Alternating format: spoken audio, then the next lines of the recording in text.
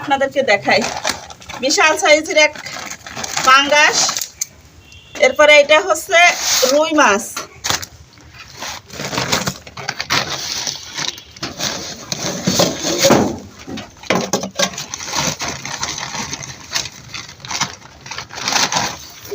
আর এই দুইটা হচ্ছে ইলিশ। আমাদের এখানে সুন্দর টাটকা টাটকা ইলিশ পাওয়া যায়।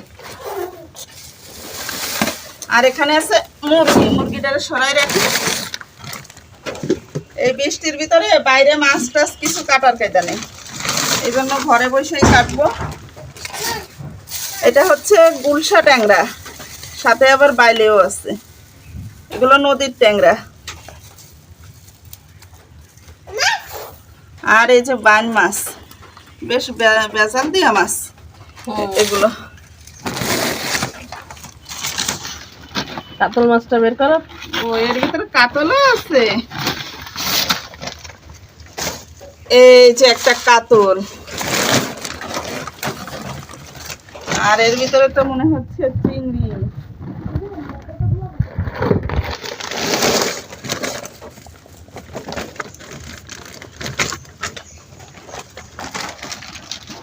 চিংড়ি মাছগুলো একটু ডাইলে দেখাও, না তো মানুষ বুঝবে না। ইলিশ মাছটা সরাও।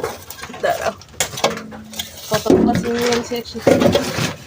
এই দেখেন চিংড়ি, নদীর চিংড়ি বলে এর ভিতরে ভেজাল দিয়া বাইলে মাছ টাছ রয়েছে। ও এটা কি মাছ? যে ডোরা কাটা? ডোরা কাটা। এটা হচ্ছে তারাবাইন। এটা হচ্ছে তারাবাইন, বুঝছো? তারাবাইন আজকে অনেকগুলোই আছে, এর ভিতরেও কয়েকটা আছে। এই তারাবাইন গুলো কিন্তু ভুনা করলে অনেক ভালো লাগে। এগুলো আলাদা করে ভুনা করবানি। আর এদের ভিতরে কি মাছ? আর কইও না, যাইলে বেটারা পাইলে সারে না তো। তাই তো মনে আছে। কি মাছ এটা? তাই কও, শিং নে? হ্যাঁ, ওর আল্লাহ, শিং মাছ দেখলে তো আমার ভয় লাগে।